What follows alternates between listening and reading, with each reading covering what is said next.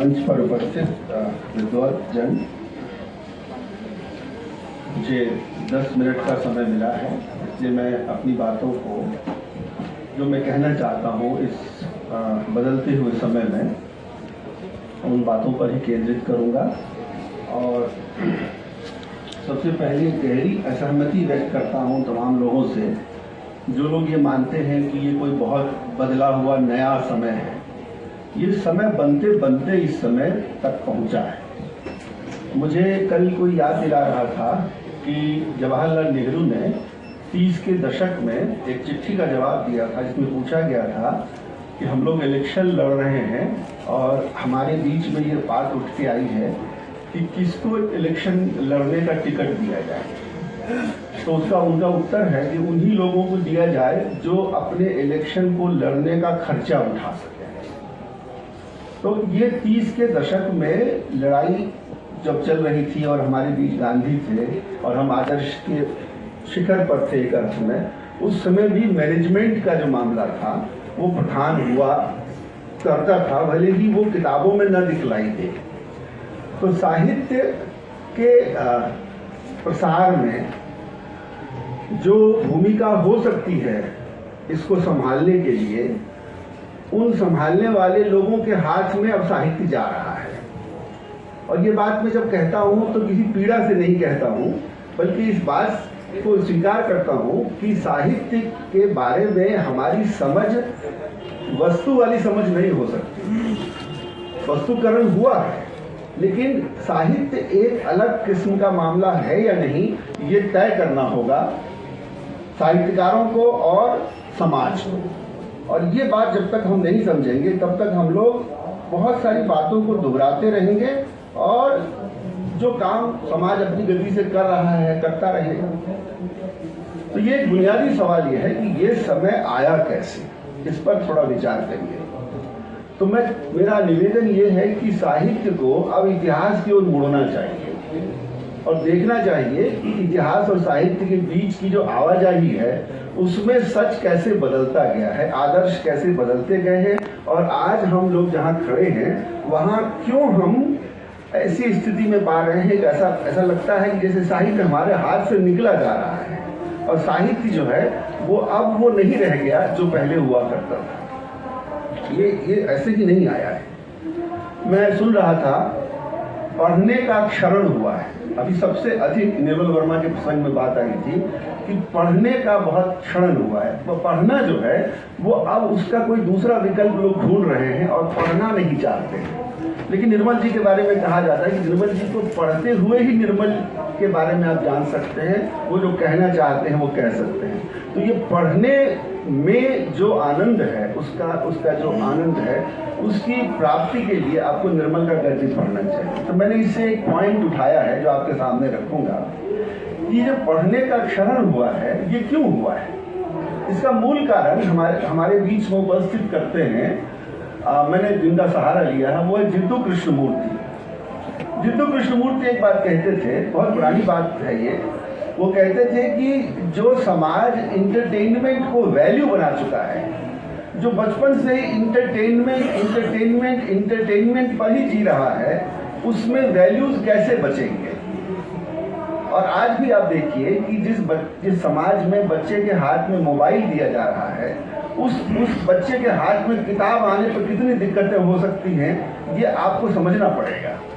Mobile पर screening करते हुए देखना और पुस्तकों को पढ़ना और उसमें से उस सौंदर्य बोध जिसकी चर्चा हमारे मित्र कर रहे थे उसकी प्राप्ति करना, ये क्या संभव है।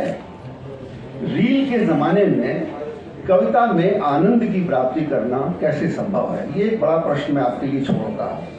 जहाँ रील जो है हमारे सामने विकल्प के रूप में है, वहाँ कैसे हो। देखिएगा, हम लोग जो कविता में आनंद प्राप्त करते रहे हैं या हमसे जो बुजुर्ग लोग यहाँ बैठे हैं जो कविता में ही अपना जीवन उन्होंने दे दिया है, उनका समय कैसे बीता था। उनके समय के बीतने में आप पाएंगे कि वो बहुत सारा समय प्रकृति के सानिध्य में जाने अनजाने बिता चुके होते हैं। आकाश को देखते हुए, नदियों को देखते हुए, समुद्र को देखते हुए। उस समुद्र के साथ, प्रकृति के साथ जुड़ने का आनंद एक है, वो सबसे हायर है, सबसे ऊंचे दर्जे का मानस उससे बनता है। उसके बाद बनता है सामाजिकता। हमारे बीच में इस कवि की एक पंक्ति, एक कविता की एक लाइन का उदाहरण मैं दूंगा। समय कम है इसलिए मैं शुद्ध रूप में ही कह सकता हूँ कि कवि लिखते हुए अगर ये महसूस करता है कि अपनी केवल धार में दे रहा हूँ, बाकी तो सब कहीं और से ले रहा हूँ, तो इसका मतलब है कि कवि कर्म जो है उसको करते हुए भी मनुष्य अपनी सामाजिकता को, रचनाकार अपनी सामाजिकता को नहीं खो रहा था। आप जो सामाजिकता को जो खोते हुए एक नितांत वैयक्तिकता के धरातल पर आकर के साहित्य को अगर ले जाएंगे तो वो दूसरे तरह का साहित्य होगा। मैं बार बार ये कहता हूँ कि व्यक्ति की पीड़ा का प्रतिबिंबन भी साहित्य करता है, लेकिन उसके साथ सामाजिकता का जो संबंध है, और इसके लिए आपको इतिहास में उतरना पड़ेगा। ये वैयक्तिकता ऐसे नहीं है। इसलिए मैं बार बार अपने मित्रों से अनुरोध करता हूँ कि इतिहास में जो परिवर्तन हुए हैं और साहित्य में जो परिवर्तन हुए हैं उसकी समांतरता के बारे में भी आप सोचिए, तभी जाकर के वो बात पकड़ में आएगी। एक बात मैंने पिछली बार भी कही थी, आज भी दोहरा रहा हूँ। जो लोग कहते हैं कि जो किताबें नहीं खरीदते, पढ़ते नहीं हैं, उसका कारण यही कि किताबों का मूल्य जो है वो ज़्यादा होता है। तो वही समाज है जो मोबाइल में बहुत ज़्यादा खर्चे को स्वीकार करता है, लेकिन किताबों के मामले में संकुचन का अनुभव करता है। ये पैसे का मामला नहीं, ये प्रवृत्ति का मामला है, ये सोशलाइजेशन का मामला है। और ये जो हमारी मानसिकता बनाई गई है या बन गई है, अब उससे उबरने के लिए हम लोगों को क्या करना चाहिए। मैं इस संदर्भ में आपको थोड़ा सा टोकूंगा कि मैं मनोरंजन की सीमा को भी बताना चाहता हूं कि मनोरंजन ज़्यादा मत करिए और ना किसी को करने दीजिए। आज युद्ध जो है, युद्ध भी हमारे लिए मनोरंजन की चीज़ होती जा रही है। हम लोगों को याद दिलाया गया था जब हम लोग गल्फ वॉर में की चर्चा करते थे कि अब जो है युद्ध हमारे लिए विभीषिका का प्रदर्शन नहीं हो गया है। युद्ध जो है अब उसमें भी एक मिशन पूरा होना है। सिनेमा देखने जाते हैं तो युद्ध की विभीषिका हमको नहीं दिखलाई जाती है, हम लोगों को दिखलाया जाता है कि युद्ध में मिशन पूरा हुआ कि नहीं। मिशन पूरा होना जो है वो युद्ध वॉर मूवीज का मुख्य पॉइंट हो गया है। तो मैं याद दिलाना चाहता हूँ कि हमारे साहित्य में, हमारा साहित्य दुनिया का साहित्य, सिर्फ हिंदी का साहित्य नहीं है। यहाँ मराठी के विद्वान बैठे हुए हैं, मैं बहुत सारे उदाहरण मराठी के देना चाहता था, लेकिन समय सीमा संजय जी ने बांध रखी है कम, इसलिए मैं मराठी के उदाहरण में नहीं जाऊँगा। सिर्फ याद दिलाऊंगा एक किताब का नाम फेयरवेल टू आर्म्स, जिसका सबसे परिचय है, सभी लोग जानते हैं फेयरवेल टू आर्म्स के बारे में। ये जो फेयरवेल टू आर्म्स है वो भी युद्ध पर आधारित है, लेकिन उससे क्या संदेश हमारे बीच आ रहा है। अतिवादों का दौर है और हमें अतिवादों के इस दौर में बीच का रास्ता, संतुलन का रास्ता, समन्वय का रास्ता चुनना होगा। हमें कहीं न कहीं अपने समाज के उन अंतर विरोधों के बीच विरोध नहीं बल्कि सामंजस्य स्थापित करना होगा, तभी हम साहित्य में मनुष्यता को बचा पाएंगे। बहुत बहुत धन्यवाद। हमारे बीच उपस्थित हैं रविंद्र भारती विश्वविद्यालय के प्रोफेसर। वैसे तो इतिहास के प्रोफेसर हैं, लेकिन साहित्य में उनकी गहरी अभिरुचि है और काफ़ी कुछ उन्होंने लिखा भी है। अभी हाल ही में आधुनिक भारत का ऐतिहासिक यथार्थ नाम से आपकी एक आलोचनात्मक पुस्तक भी आई है। वागट में उस पर समीक्षा संवाद भी छपा है और काफ़ी चर्चित भी है और बड़े सुचन ढंग से अपनी बात रखते हैं। हमारे जो परिचर्चा का विषय है कि आज का समय और साहित्य, तो निश्चित तौर पर ऐसे कठिन समय में जब समाज संवेदन शून्य हो रहा है, ऐसे समय में आप अपनी रचनाओं के जरिए उन संवेदनाओं को कहीं न कहीं हमारे जीवन का हिस्सा बना रही हैं। बहुत बहुत धन्यवाद। हमारे बीच उपस्थित हैं गंगारतन विदेश के लेखक और बताया जैसा कि अदिति जी ने तीसरा संस्करण आया, तो ये हमारे लिए खुशी की बात है कि हमारे शहर के लोक गायक एक ऐसे कथाकार के रूप में प्रतिष्ठित हो रहे हैं, उनकी पहचान बन रही है जो लोक जीवन के बहुत निकट हैं। और आज के समय में लोक जीवन जो केंद्रवाद से छूटता जा रहा है, ऐसे समय में अगर हम लोक की ओर उन्मुख होते हैं तो निश्चित तौर पर हम अपनी संस्कृति और परंपरा के साथ आगे बढ़ेंगे। तो आपका स्वागत है आदरणीय मृत्युंजय कुमार सिंह। धन्यवाद संजय जी। आदरणीय अरुण कंवर जी, कुसुम जी, मंच को प्रणाम, आप सबको प्रणाम। सबसे पहले तो आभार अरुण जी का, अदिति का, वाणी प्रकाशन का, कि मुझे पता है कितनी जद्दोजहद करनी पड़ी है इनको ज्ञानपीठ से लाकर मेरी किताब को की वर्तनी और तमाम चीज़ें सुधारने में मैं आभारी हूँ कि आप लोगों ने पुस्तक मेला में हुई ऐसे समीचीन वक्त, इससे बढ़िया और वक्त क्या हो सकता है। आप मेरे हिसाब से एक समय था जब रामचंद्र शुक्ल जी को कहीं पढ़ते हुए मैंने पढ़ा था कि जनता की चित्त वृत्ति का संचित प्रतिबिंब है साहित्य, और आज हमारा विषय भी वही है, आज का समय। तो समय को तो मैं नियत बिंदु मानता हूँ। समय तो बदलता नहीं, बदल हम जाते हैं। समय चुकता नहीं, समय बीतता नहीं, बीतते हम हैं और समय को दोष देते हैं। समय आज भी जो है वो कल विगत काल हो जाएगा, इतिहास हो जाएगा, लेकिन फिर भी वह हमारे भविष्य का वाहक रहेगा। हम लोगों ने जैसे इस साहित्य इसी आज से निकला हुआ कल भी है और विगत कल भी था। हम लोगों ने जयशंकर प्रसाद जैसे लोगों की कविताओं में यह पंक्ति पढ़ी है प्रेम की कि शशि मुख पर घूंघट डाले, आंचल में दीप छुपाए, जीवन की गोधुली में कौतूहल से तुम आए। अब क्या प्रेम की ऐसी परिकल्पना मन में किसी के उठती है? बाजार की हम लोग बात कर रहे थे और उधर धूमिल जी को पढ़ते हैं जब नक्सलवाड़ी, आप लोगों ने नक्सलवाड़ी शायद कविता पढ़ी होगी, तो लगता है जैसे गाली गलौज पर उतर आए हैं। हालांकि मैं भी उनकी कविताओं का बड़ा प्रेमी हूँ, बहुत सारी कविताएं उनकी अच्छी है। यह एक खुला सच है कि आदमी दाएं हाथ की नैतिकता से इस कदर मजबूर होता है कि तमाम उम्र गुजर जाती है मगर डैश सिर्फ बायां हाथ ही धोता है। मैं शर्म के मारे वो शब्द नहीं कह सकता। तो हम इन दो अतिशयोक्तियों के बीच जी रहे हैं और इस अतिशयोक्ति के बीच ही ये समय है जो हमें बांध कर रखता है। और इस समय में जन्मता उपजता, तो इस समय के साथ मनुष्य के जीवन का जो घर्षण होता है प्रतिदिन, उसी से साहित्य उपजता है, उसी से जीवन बोध उपजते हैं, उसी से हम आगे बढ़ते हैं।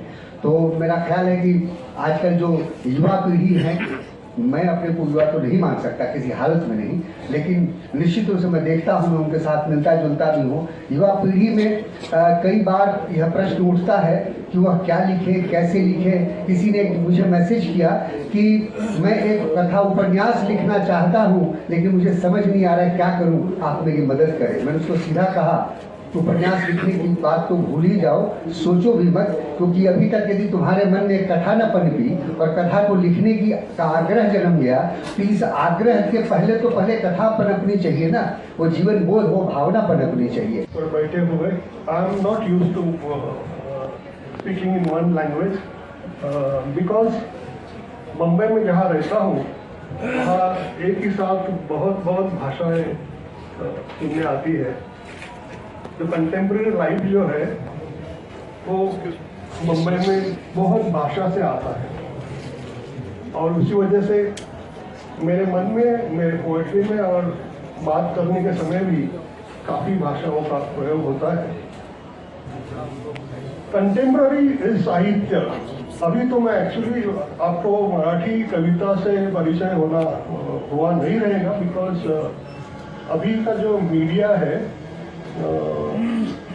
वो हमें ऐसी चीज़ें दिखा रहा है जो आभासी है, जो विच इज नॉट वास्तव नहीं है, वो आभासी दुनिया दिखा रहे हैं। हमको दिखाया जाता है कि मनुष्य और अपना निसर्ग, इसका जो रिश्ता है वो कितना गहरा है वगैरह वगैरह दिखाया जाता है, लेकिन मानव के रिश्ते के बारे में, मानव के बीच के रिश्ते में बारे में बताया नहीं जाता। बताया जाता है ऋषि मुनियों के बारे में, इतिहास के बारे में। इतिहास में बहुत ही ज़्यादा गलतियाँ हुई है एक्चुअली, और इतिहास को मुझे लगता नहीं है, मेरे दोस्त ने बताया वैसे ही देखा जाए। और इतिहास को देखते देखते उसमें से बारीकी से जो बाहर आएगा, उसमें से चंद चीज़ों का हमको फायदा होता है। अभी मीडिया यूज कर रही है जो इतिहास, या जो इतिहास बदलने की कोशिश कर रहे हैं लोग, वो मुझे लगता है कि आज की पीढ़ी बहुत टैलेंटेड है। हम बहुत ऐसा समझते हैं कि हमारे युवकों को मालूम नहीं है। हमारे हमारे युवकों को सब मालूम है एक्चुअली कि क्या हो रहा है. Only thing is they think that they are not part of it. They don't want to be associated with this kind of jargons. They want to associate it with better things in life. Mobile है, mobile बहुत बुरी बात नहीं है. बहुत mobile से उनको जितना नॉलेज मिला है, मुझे लगता है कि हम जब पढ़ रहे थे जहाँ टेलीफोन मिलना, लाइन मिलनी बहुत मुश्किल थी, अभी मोबाइल से उनको जो चाहिए वो मिल जाता है. और ऐसे ऐसे साइट्स हैं कि वहाँ से उनको इतना अच्छा नॉलेज मिलता है. और कितने भी कोशिश की जाए कि उनके सामने ऐसे एक तरह का भारत अगर दिखाया भी जाए तो वो देखते नहीं. आजकल की पीढ़ियाँ टीवी नहीं देखती. आजकल की पीढ़ियाँ नॉलेज की खोज में वहाँ जाती है जहाँ उनको सच्चा नॉलेज मिलेगा. खाली प्रॉब्लम यह है कि हम हमारी नज़र से देखते हैं कि आज की पीढ़ी का क्या हो गया है. एक्चुअली आज की पीढ़ी हमारे आगे है. उनको मालूम है कि कैसा बदलना. तो देखिए कि मुझे तो गारंटी लग रही है कि 1920-24 में जो इलेक्शन भी होंगे उसमें आप अगर परिणाम देखेंगे, हम 2 दिन से अरुण जी से 4 दिन से बात कर रहे हैं, बहुत बदलेगा. लोगों को इतनी आजकल की पीढ़ी एक्चुअली मैं बोल रहा हूँ कि बहुत टैलेंटेड है. उनको मालूम है उनको क्या किसके थ्रू जाना पड़ता है, क्या करना पड़ता है. और ये कंटेम्प्रेरी से थोड़ा मैं बाहर जा गया क्योंकि आपने जो इतिहास के बारे में बोलना ये किया कि इतिहास जो है वो सही हो गलत हो, हमको लगता है इतिहास गलत बताया जा रहा है, लेकिन सुनने वाले रेडी नहीं है. वो सुन ही नहीं रहे हैं. they go on such a site where they will get truth. ऐसा नहीं कि मैं भी I was part of media, I was part of communication. I have studied consumer behavior and I have studied how people actually tend to react to things. और मुझे लगता है कि हमारा भविष्य अच्छे लोगों के हाथ में रहेगा. साहित्य के बारे में मैं तो कंटेम्प्रेरी पोएट्री लिखने वाला हूँ. 1999 में एक कविता लिखी थी, उसका शीघ्र, छोटी कविता 6 लाइन की, उसका शीघ्र अनुवाद मैं हिंदी में करता हूँ. चलेगा? ओके. बटरफ्लाइज कविता का नाम है. 1999 में लिखा था. आज के इसमें While rambling through the garden of my housing complex, apropos of nothing, I told a friend, you know, these days we don't see those small common yellow butterflies anymore. To which he casually replied, that brand has been discontinued. Actually हम जो बोलते हैं उसमें इतना नहीं आता है. I am a poet. तो ये बुक में जो है, ये बुक में काफ़ी चीज़ें हैं हिंदी भाषाओं के रीडिंग करने वाले लोगों के पास कभी जाएगी मुझे मालूम नहीं. जब जाएगी तभी. लेकिन I am for the next generation. And मुझे मालूम है कि भारत बहुत बदलेगा. उनको मालूम है कंज्यूमरिज्म, सब कुछ मालूम है उनको, और वो अच्छे हाथों में जाएगा. और उसके अगर अच्छा हाथों में जाएगा तो साहित्य का भी भलाई होने वाला है. And like Aditya mention that people are not reading these books only. They read books through many different sources. Sources are different. ये फिजिकल बुक नहीं जा रहा है, लेकिन लोगों को मालूम है कि अभी स्पेस बचाना है तो ई बुक पढ़ेंगे, ऑडियो बुक पढ़ेंगे, बहुत क्या क्या करते रहते हैं. इंटरटेनमेंट तो हम बूढ़े लोगों के लिए है, उनके लिए तो काफ़ी नॉलेज है और वो ले रहे हैं एक्चुअली. एंड बिकॉज मैं उदाहरण एक ही देता हूँ, लास्ट उदाहरण देता हूँ कि कोरोना की जो अभी 2 साल हुए थे, लोगों को लगता है I am a publisher of poetry, और सब जो इंग्लिश पोएट्री में भी इंग्लिश पोएट्री पब्लिश करता हूँ।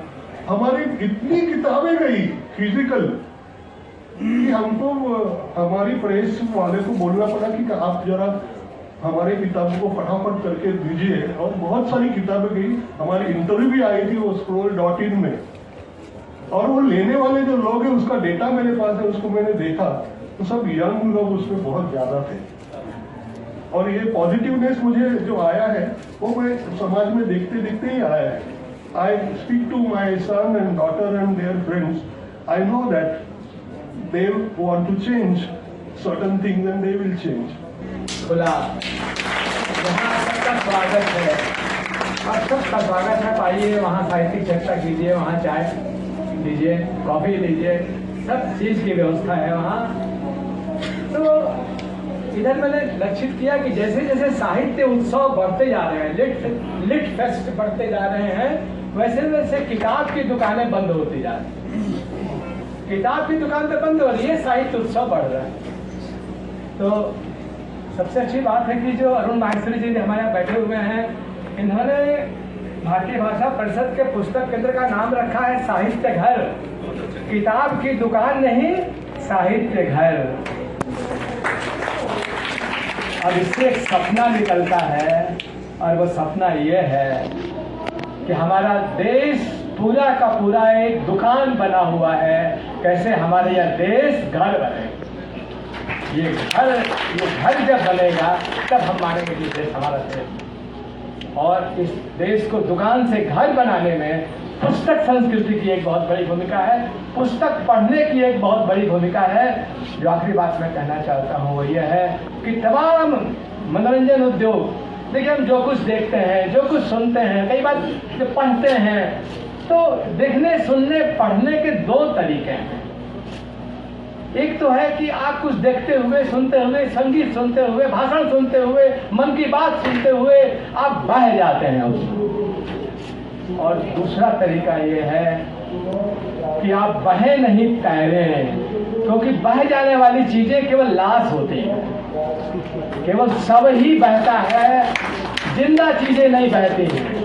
तो ये पुस्तक ऐसी चीज है जो हमें एक जिंदा व्यक्तित्व देती है, जिंदा सोच देती है, एक जिंदा इंसान बनाती है। इस पुस्तक मेला में, कोलकाता पुस्तक मेले में, ये हमारे लिए संकल्प बहुत बड़ा होना चाहिए कि सुनकर देखो, सुनकर देखो, सुनकर देखो जी। ममता राहुल मोदी बोले, लिखे जितेंद्र जी।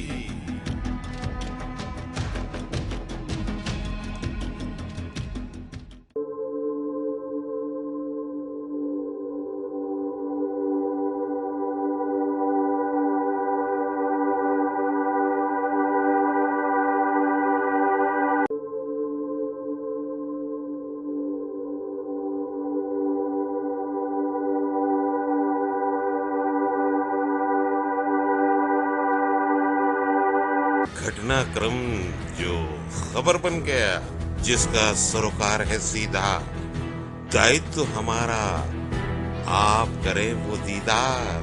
कार्यक्रम ऐसा जो देगा भरपूर जानकारी। देखें, सुने और पढ़ें सदीनामा रोजाना बुलेट, सदीनामा रोजाना बुलेटिन का संपादकीय विशेष।